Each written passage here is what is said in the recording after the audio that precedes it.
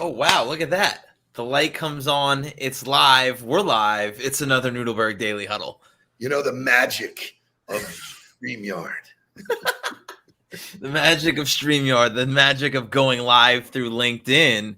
And what a fantastic Thursday it is today. Well, when you follow up, when you wake up in the morning and you do what we do and we reflect and we talk about gratitude, man, yesterday there was a ton to be grateful for. Holy moly. 1,000%. I think you want to jump right into reviewing what we did yesterday and talk about. They're just like, where the hell is everybody? That wouldn't stop us. It's never stopped us before. If nobody's here, we just continue to keep talking. So, Greg Goldstein, your ears must have been ringing last night because I was speaking with some folks last night. Stacy Miller mentioned your name, and I didn't realize there was that whole connection. But we've all noticed that you've upped your social media game. Well done, Greg. Way to take direction, my friend. Great. So, I don't know. Where do you want to start? Because yesterday was great. First of all, let's start with a big thank you to Susan Renison for allowing us the opportunity to get in front of the Hard Rock Women in Leadership event that was going on. And it was very, very cool to share the stage with you yesterday.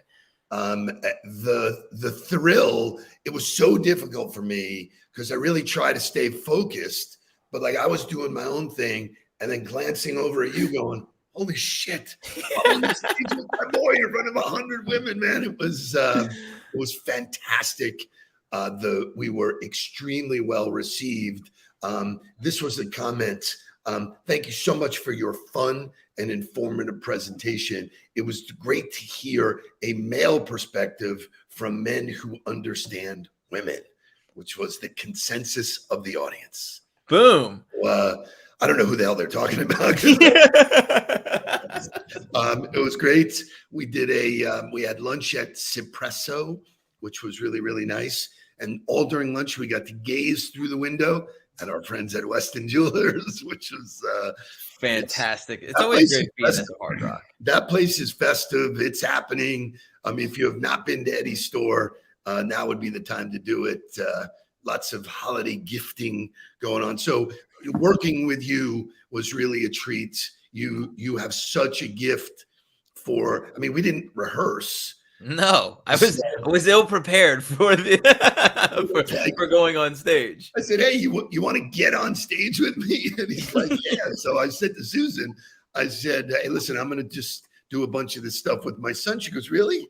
So I said, yeah, I think it'll be fun. I think it's a different perspective, younger, older, that kind of thing. And it clearly worked. So shout out to all those folks. Really, really enjoyed lots of new material. I wrote lots. It was great stuff. It was great stuff. Talking about soft skills and hard skills and just really diving into all of the things that make people great as leaders individually for themselves and then make you great as a leader for your team. It was really awesome to just do it together. But then, I don't know, I think I might have come in a second place to the fact that you got your wheels dipped yesterday and your car looks a little different now. I'm really glad that you came to see my expression because I was nervous, man. I usually see the wheels and put them on there. They recommended dipping the existing BMW wheels I had. And I was like, okay, I'm going to, and I said to Shay, I go, I'm trembling, pulling in the parking lot. It's all good. The guy who sold me the car comes running out and he goes, everybody's talking about that car. Yeah. So really excited. And then finally, last night was the kickoff of the holiday party season. I was with my friends with the JA board last night. Shout out to Debbie Hammer and Diana Metcalf, who I get to work with on a regular basis. But the whole board was there. Lori did a great speech. You see Chaz, who's a huddler, and David Greenberg, who we headed up the Ultimate Night Out. So we're in it, man. It's here. It's here. So let's get to some morning wake up music, and then we'll come back. We'll talk about some current events, and then we'll get into some content. Wake up, everybody!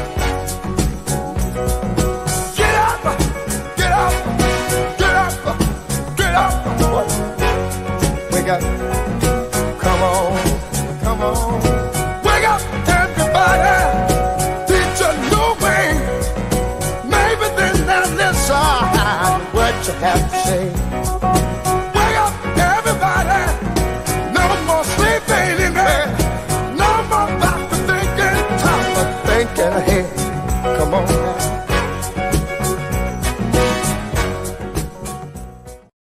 So shout out to Diana Metcalf coming in with the comment this morning. I love it. Strong. So, and you know, she's so great. I saw her as I was pulling up, and she goes, "Hey, Nudelberg." You know, just I love when people just get right to the chase.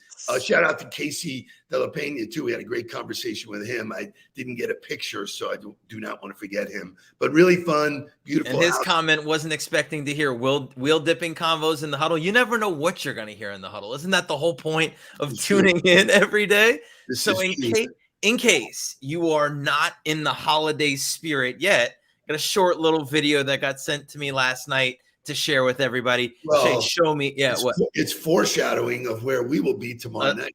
1,000%. Shay, show me Rockefeller Center. 4, 3, 2, 1.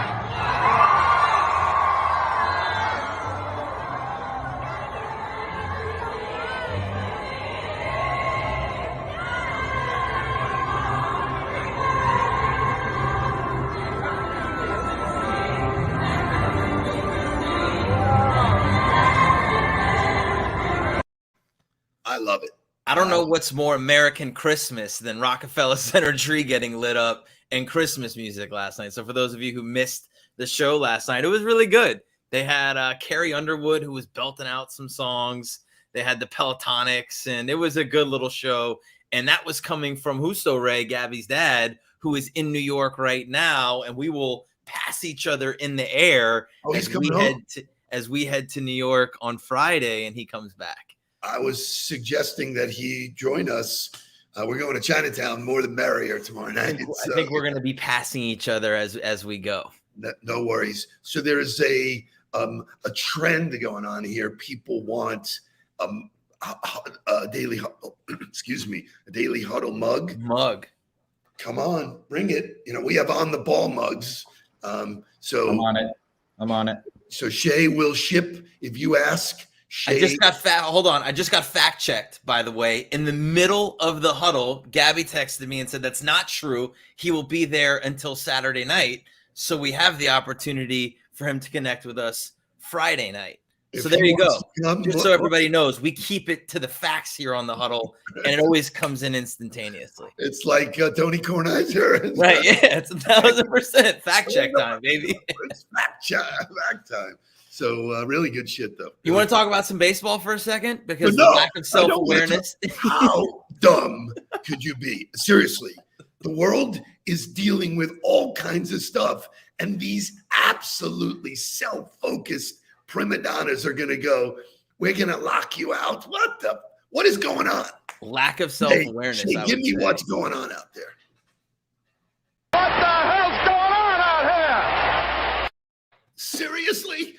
The money they make? It's unbelievable. And in reality, like you've fallen behind, definitely fallen behind football, definitely fallen behind basketball, and have fallen behind hockey in some places of the country. It's not like you're this dominant sport that says, you know what, we're going to pull it away. Casual baseball fans are going to go, oh, you know what? I don't really miss baseball anymore. You're doing more to hurt your own business than you are to help your business. I don't get it. I mean, this is such a case study in business 101. It's like, where's your focus? How about being focused on the people that watch, pay, do? Right. So, and I said this around the All-Star game. Jake said, oh, this guy is leading the league in like strikeouts and home runs. And I was like, what are you talking about? Yeah. What do you mean? Would they combine two people in the lab or something? He goes, no, the guy blazing it for the Angels. I'm like, Shohei Ohtani. There you go. So here's the thing. If your top performing athlete, you are not marketing him across. He's not a household name. And listen, I watched it, so this is important because Chris Pollock hits it dead on the head. It's another example of greed. I mean, that money, that sport has been paying out money Bobby Bonilla is still getting checks every July 1st. He hasn't played in 15 years, So all of these rollover contracts and stuff just don't make any sense. But I watched the Jerry Jones interview. Bob Costas has an HBO series, which, by the way, he is still the best, right at the top. And he interviewed Jerry Jones. It was a fantastic interview. And they went to, the salary that, the commissioner's getting. He makes $60 million. Yeah. He said, look, when you're talking about the numbers that he's been responsible for putting together, 32 owners feel like that's a bargain because that sport is in unbelievable shape. They've taken on gambling. They've done all of this stuff. So I was like, is it really a commissioner that's worth $60 million? But you know what? Fans go, fans watch. I think that has become a year-round thing, and baseball is non-existent. Irrelevant, which is just such an awful place to be. Can you imagine if your business was irrelevant? That's what I don't understand, is how you could have a business that's irrelevant and not say, okay, we got to do everything to get on the field. We got to do everything to fix it. That's what I don't understand as a business owner, or as a leader of an organization. Just having self-awareness of understanding what the environment is, what the temperature is, for those of my Secession fans that have been watching. Look at Lori, man, her dad. Yeah. It's a different world.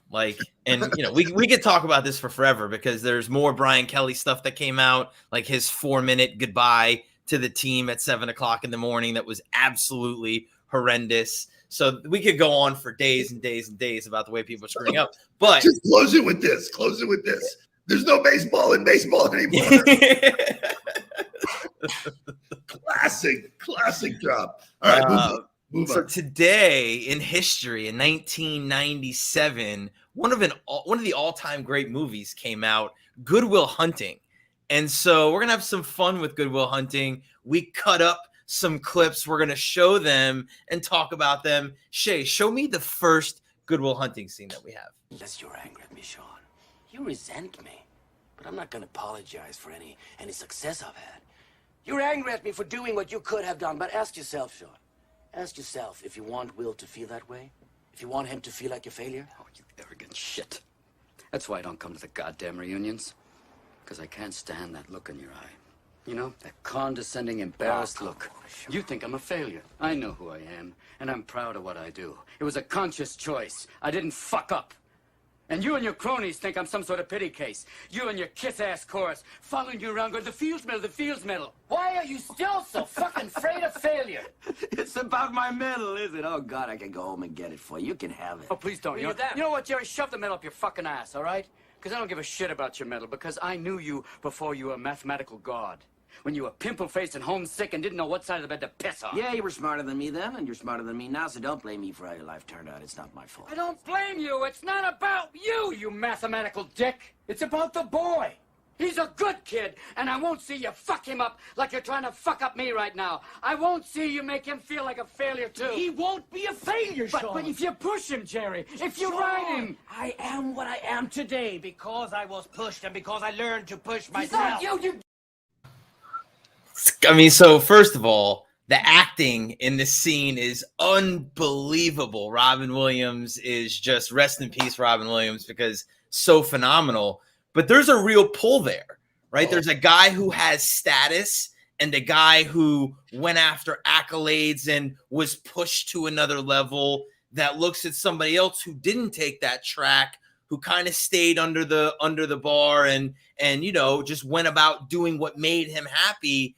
And the difference of perception for both of them, but at the end of the day, it doesn't matter, right? Like, what you believe you are, what you want to be, is the only thing that matters, right?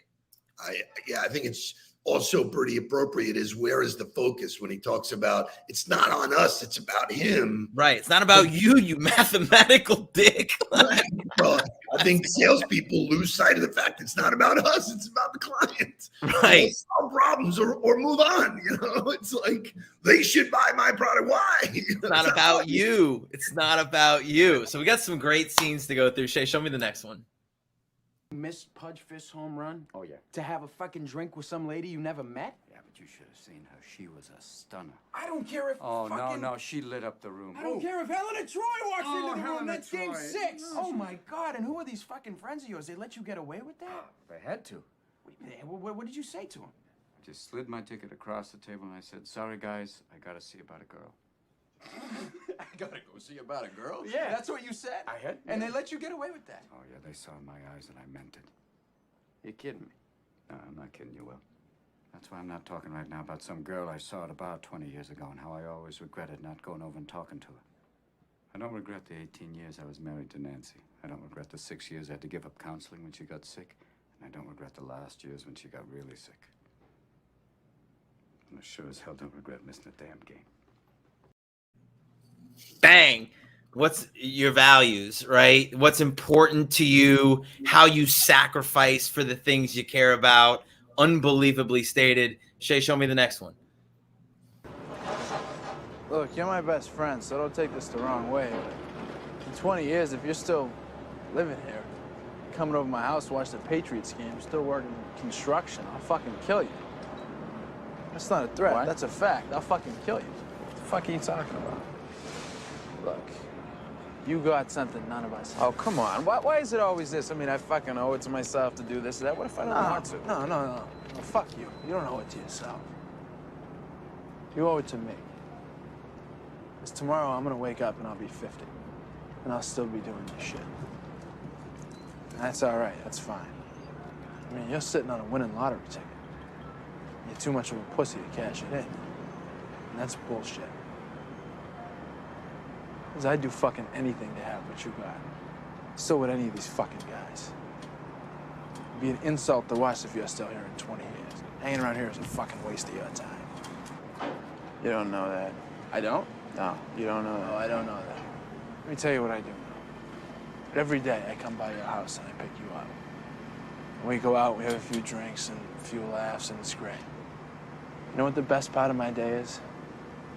For about 10 seconds from when I pull up to the curb when I get to your door. Because I think maybe I'll get up there and I'll knock on the door and you won't be there. No goodbye, no see you later, no nothing. I'm just left. I don't know much, but I know that. You're talking about young Ben Affleck, young Matt Damon, but you have to have that person in your life, whether it's one person, you know, we talked about it yesterday with the group, with the board of advisors, but who's that person that doesn't let you waste your talent, that doesn't allow you to fall into the bullshit, that doesn't allow you to just take what's given to you, that pushes you to be better, to be more. You have to have those people, whether it's your family, whether it's your friends, whether whoever it is, whether it's coaches, mentors, teachers, you have to find those people in your life because that's the thing that you need. You can't do it alone. Nobody does it. So there's one simple action that you absolutely must take, and that's to ask. Find somebody that you admire. Obviously, in that scene, Ben, admires the talent that the guy has, and that's why he's doing that. It's like, it's okay. I admire that. I want some of it for me. I mean, I was fortunate early in my career. I asked, I had my grandfather, and I asked somebody else, hey, I respect you. I see what you're doing. Can you, and I use the term sending the elevator back down because it's true, man. I'm happy to send it back down. I love it. So this is probably my favorite scene of the whole movie. Last one that we have. Shay, show me the final scene. Yo, hey, there's them fucking Barneys right now. Hey, wait, hold on. Skiing trip. I should have beat that little bitch's ass.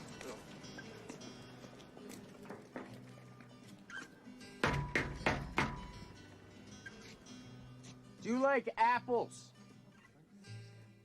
Yeah. Well, I got a number.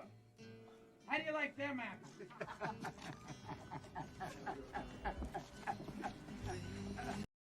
How do you like them apples? Could be one of the best movie lines There's no doubt. If you aren't walking around all day today asking people if they like apples, how do you like them apples? You're dead wrong, because that's just such a great scene, and it's just such a great line of, hey, look what I did. You know what I mean? Like, you jerk. So really awesome stuff. I was going to go into the notification stuff, but we're going to run out of time on that. But I think it was a great day, great content. We love finding lessons from movies. We talked about it yesterday, right? When you talked about, you say diet and people immediately go to food, right? Your diet is everything. It's what you read. It's what you listen to. It's the people you surround yourself with. And what better movie to portray all of that than Good Will Hunting, that talks about his friends, talks about his coaches, talks about his environment, talks about the people that are pushing him to help him be his best self. So, it's interesting. One of the things that's really significant is you got to look. You got to go with the intent of, I'm going to hear or see a nugget. Right. I hear it in songs. I see it in movies. I think Jake mentioned wasted talent. Comes from Bronx Tale. Same thing here, wasted talent. One of the worst things in life is wasted talent. And you see cases of that all the time, which is crazy. Good morning, Marcy. Good morning, Marcy. Thanks for being here this morning. Hope that you guys enjoyed the show. Hope that you got a little spark to get your day going. If you haven't watched Good Will Hunting in a long time, go back and do it. Have a great Thursday. Let's get down to business. Something fell here, man. Whoa. Please don't worry about me. I'm about to let my heart speak. My friends keep telling me to leave this. So let's get down to business. Let's get down to business. Give you one more night to get this.